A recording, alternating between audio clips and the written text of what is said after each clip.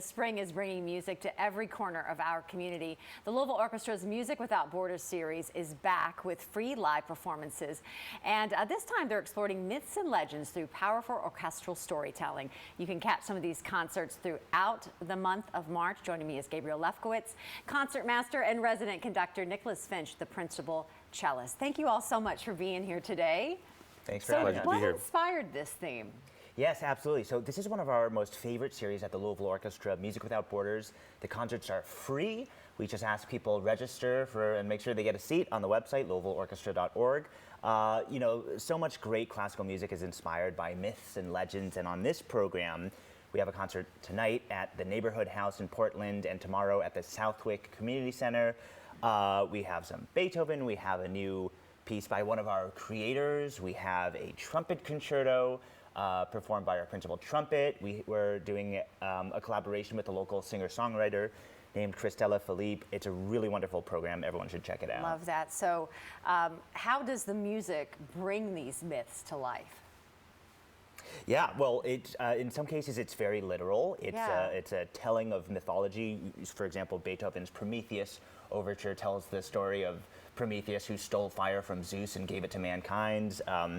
Bacchus and Ariadne is another famous myth from Greek mythology. That's something we're performing. But we're also doing some kind of modern myths and legends. So our singer-songwriter, Christella, who's performing with us, was born in Haiti, and she's singing music that is inspired by folk traditions of Haiti and kind of draws upon their myths and legends. I know this is something that is so truly special to you to kind of bring this to the community. Why is it so near and dear personally to you? Oh, well, this series is just incredible. Number one, because it is free, and so... What better way to enjoy the orchestra? Yeah, so, you know, there's no financial barrier for folks to attend these concerts. Also, folks who attend these concerts get to experience orchestral music in a very up-close, intimate, visceral way. You know, sometimes in the concert hall, there's a separation between the stage and the audience, and, you know, it's on a different vertical level. But here, you know, we're going to community centers and places where people actually spend time in their daily lives, and they get to be very close to the orchestra. It's like you're bringing it into their home. Yes, in many, many ways. I mean, Nicholas, you're the principal cellist. Let's talk about your role and how you're kind of bringing things to life through this. Oh, well, you know, it's the ultimate sports team, so to speak. I like that.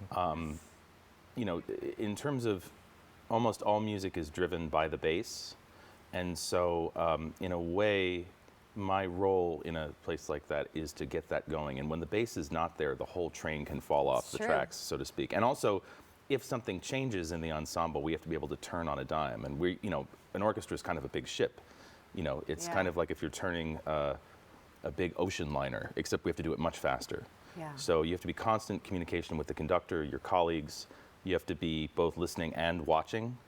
And sometimes you have to actually negotiate and make decisions. You know, for example, the conductor will go this way, but someone else is going that way, and you have to reconcile the points of view together. It's interesting. It's kind of like being in a rhythm section in a band or in a jazz band. Oftentimes, people don't recognize how much power they really have and how much is sculpted by that. And if that element is missing, the audience knows something is going on, but they're not sure what it is. Right. You know, it's all these little details really matter, even if it's not the ones that you're consciously aware of in the moment. So. There is also a performance of Firebird, separate from this, correct? Yes. Tell us about that performance and when that will be taking place.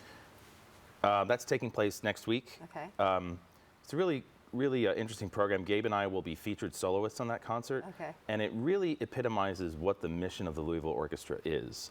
So this orchestra became famous decades ago for commissions. We commissioned so many modern composers, and the Creator Corps program is, Teddy has said, it's the modern incarnation of that. Is what would that look like today? But it also has an element where people are living directly in our community. Because a lot of resident composers, they come in for a week and then they leave. And the idea is that they have a bigger commitment to writing music for us here. So we're doing 2 double concertos, one that was commissioned by the orchestra decades ago by Ellen Tafe-Swillich, and another by one of our creators last year, Alex Burko. And the bookends of the program really bring it together in a really comprehensive way.